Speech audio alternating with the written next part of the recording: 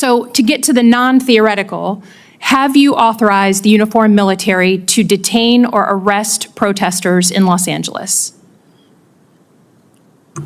Senator, I would just start by saying you're not a protester if you're throwing concrete 100%. at law Arrest those enforcement people. officers. Throw them in the jail. 100%. But what you're doing is something different. Everyone knows this is a political decision, right? So we don't trust that you're using the best interests of the military, certainly, and of democracy on top of that. So have you given the order? That's all I want to know. It's not theoretical. For the U.S. military, not law enforcement. They can arrest all day long. That's their job.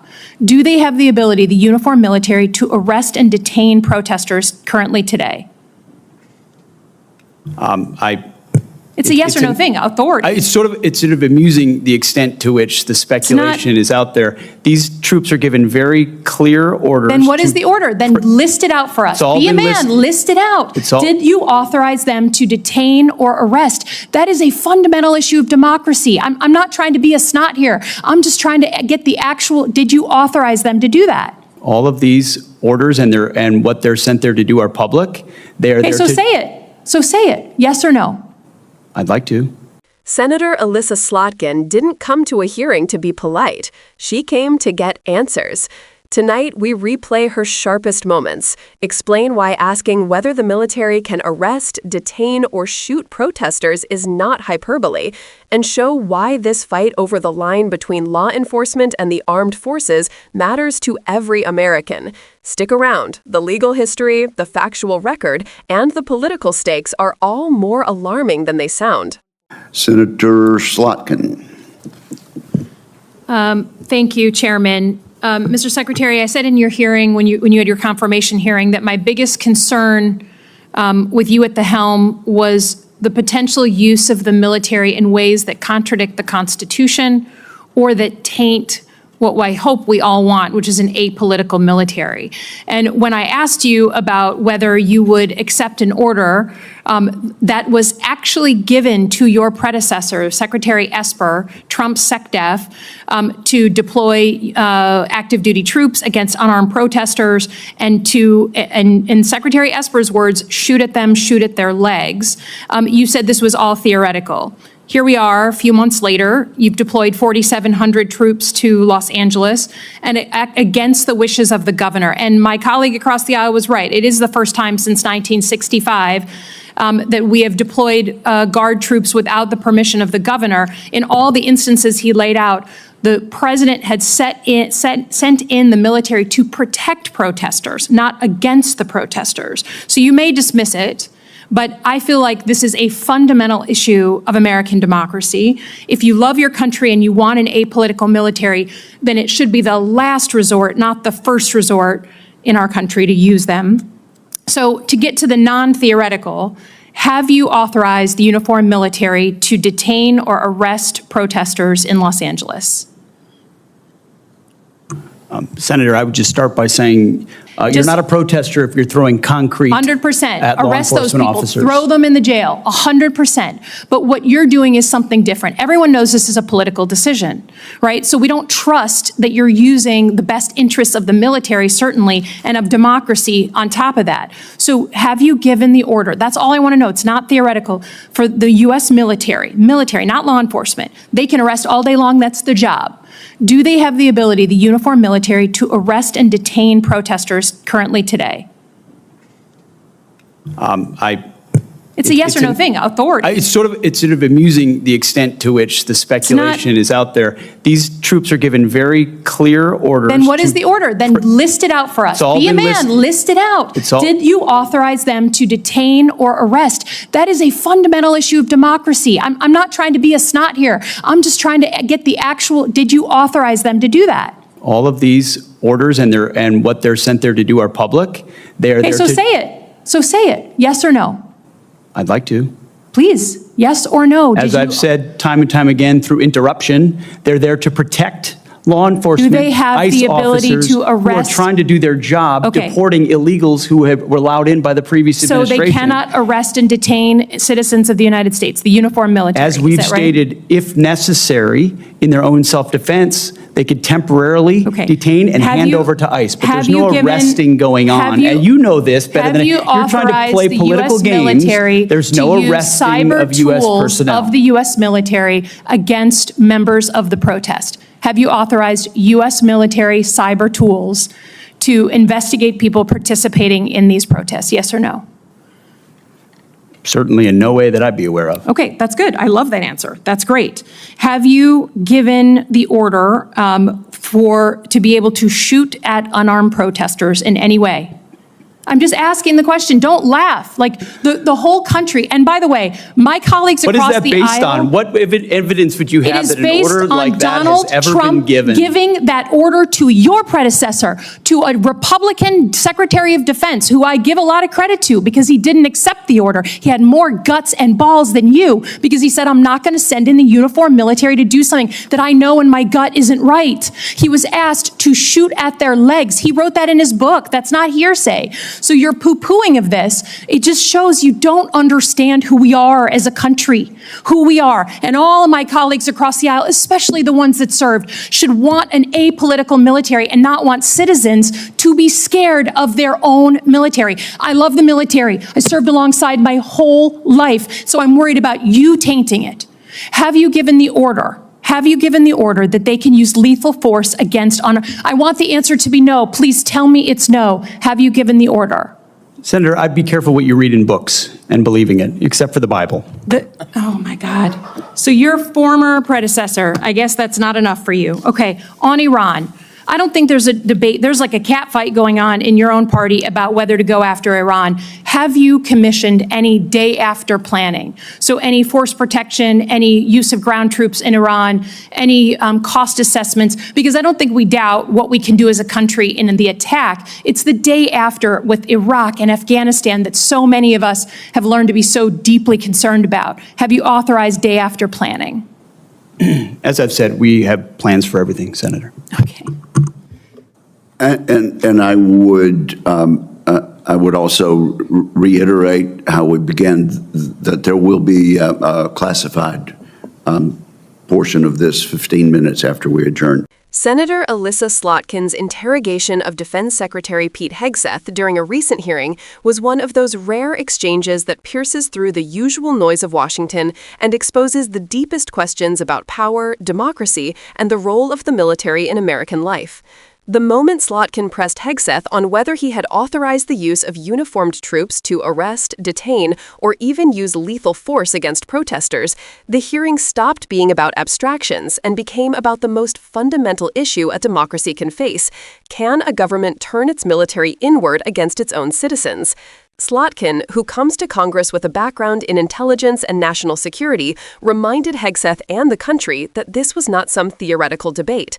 She pointed to the testimony and writings of former Defense Secretary Mark Esper, who revealed that during the Trump presidency, he was asked whether the military could be deployed against protesters and even pressured to consider whether troops might just shoot them in the legs. Esper refused, understanding the constitutional stakes, but the fact that such an order was even contemplated is enough to set off alarm bells for anyone who values an apolitical military. That is why Slotkin's questions were so direct, so relentless, and so insistent on a yes or no answer. Hegseth's responses, however, were evasive. He repeated that troops were in place to protect law enforcement and to support law enforcement, but would not give the straightforward denial Slotkin was demanding. When pressed on whether uniformed military personnel had been given authority to detain or arrest protesters, he deflected and called speculation amusing. But the senator was not laughing, and neither should the American people. If there is one arena where clarity is non-negotiable, it is the question of whether soldiers may act as police against U.S. soil. When Slotkin demanded, "Be a man," listed out, she was not playing to the cameras. She was articulating the frustration of millions who know that ambiguity in this realm is unacceptable. Democracy depends on transparency, on lines that cannot be blurred, and on leaders who will answer clearly when asked if our own troops are being turned into instruments of domestic political power. The importance of this cannot be overstated. From the founding of the Republic, Americans have been wary of standing armies and their potential to threaten liberty. The Constitution and statutes like the Posse Comitatus Act enshrine the principle that the military is not a domestic police force. The distinction between soldiers and police is not technical. It is the firewall that prevents the United States from sliding into authoritarianism.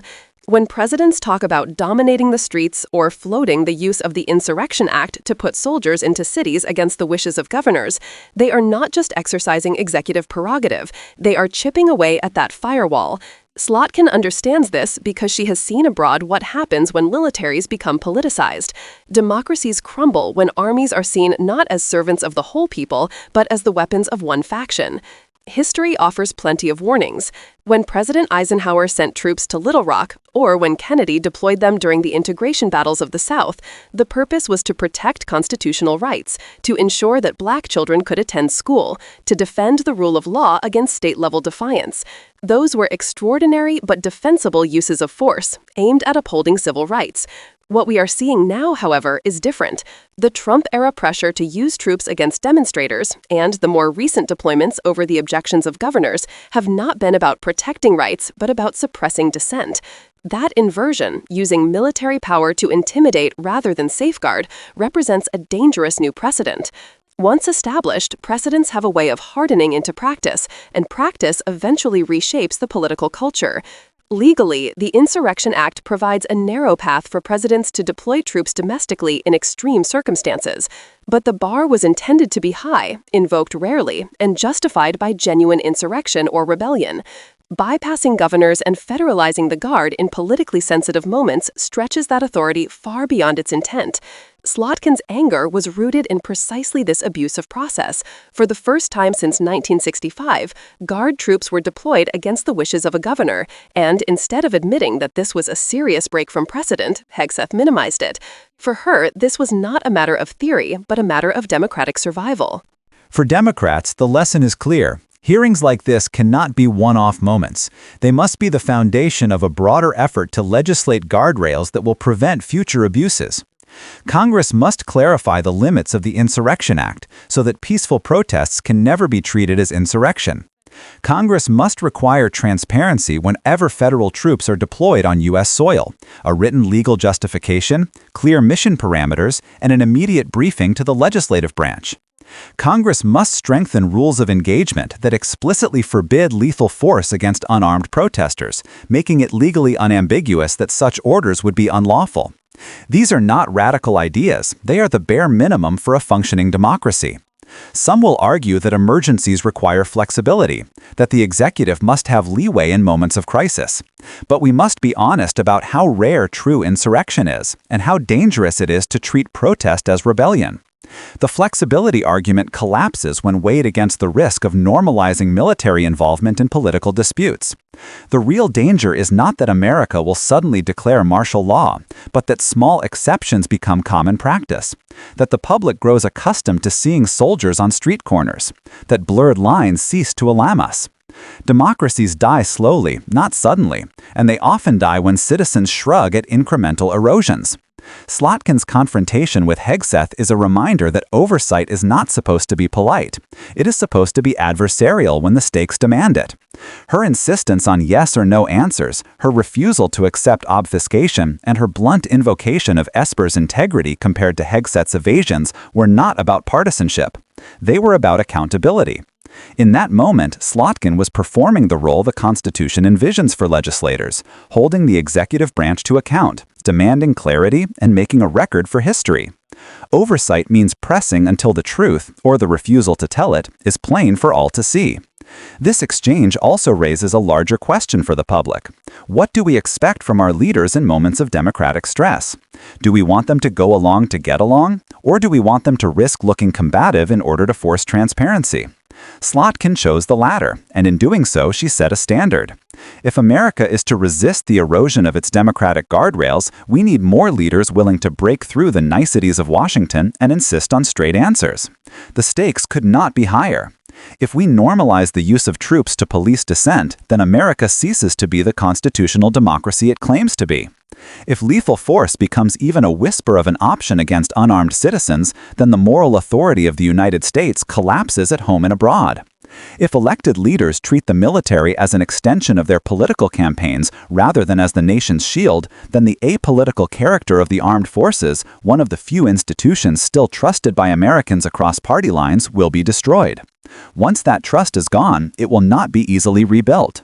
Slotkin's stunned reaction to Hegseth's evasions is the reaction any patriot should have. This is not about party labels. It is about whether soldiers will ever be asked to turn their weapons on fellow citizens for exercising constitutional rights. Her questions, her insistence, her anger all flow from a deep understanding that democracy is fragile and must be defended in moments like these. Hegseth's failure to give a clear answer was not just a failure of rhetoric, it was a failure of leadership. Mark Esper showed courage when he refused to carry out an unlawful order. Hegseth showed only hedging and political calculation. That contrast tells us where the danger lies. It is not in the military rank and file, who overwhelmingly respect the Constitution and the chain of command. It is in the civilian leaders who may choose to exploit their authority for partisan ends, who may blur the lines for political advantage, who may use the levers of power not to defend democracy but to consolidate it. That is why Congress must act, why Democrats must lead, and why citizens must pay attention. Slotkin's exchange should not fade into the background as just another tense moment on Capitol Hill. It should be studied, remembered, and used as a rallying point for reform. Because if America is to remain a democracy where protest is protected, where the military is respected, and where political leaders are constrained by law, then moments like this hearing are where the defense of those principles begins. Senator Slotkin asked the question that every American should want answered in the clearest terms possible. Will our military ever be ordered to use lethal force against us? The only acceptable answer is no. The fact that she did not receive that answer should terrify us into action. And action, through oversight, legislation, and civic engagement, is exactly what must follow if we want to keep our democracy intact.